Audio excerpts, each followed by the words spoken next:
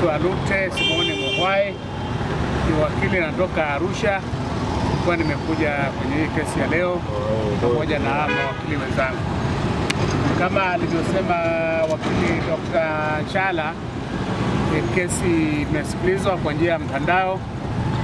Upande wa utetezi tumepinga kwamba isisikilizwe kwa njia ya mtandao, na kama maelekezo ya mshtakiwa mwenyewe kwamba anataka kesi yake isikilizwe kwenye mahakama ya wazi, ambao wote ambao wanamshtaki waje watoe maelezo yao, na vile vile umma. Kesi imefunguliwa kwa jina la wananchi wa Jamhuri ya Muungano ambao wana maslahi ya moja kwa moja kuja kusikiliza shauri dhidi ya huyu anaitwa Muhaini, dhidi ya huyu anaitwa ametawanya habari za uongo. Sasa uamuzi ndio umetolewa hivyo.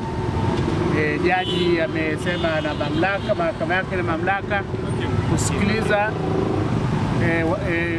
hakimu kusikiliza kwa njia ya mtandao, pamoja na kwamba mshtakiwa ameweka wazi kwamba hawezi kushiriki shauri hilo kwa njia ya mtandao bila umma wa Tanzania wawepo. Tukifanya sasa hivi ni kupata hizo hukumu mbili, hiyo ya ambayo ilitolewa asubuhi na ambayo kesi yake itakuja Jumatatu, alafu na ile nyingine ya pili ya uhaini ambayo imepangwa irudi tena kusikilizwa tarehe 6 mwezi wa 5. Tukipata hizo hukumu tutazichambua, alafu tutajipanga ni kwa namna gani tutaenda mbele.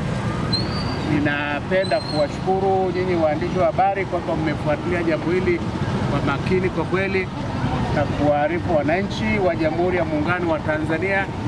Naomba tuendelee na moyo huo, sababu ndio elimu yenyewe. Usikate tamaa kuwahabarisha dini watu.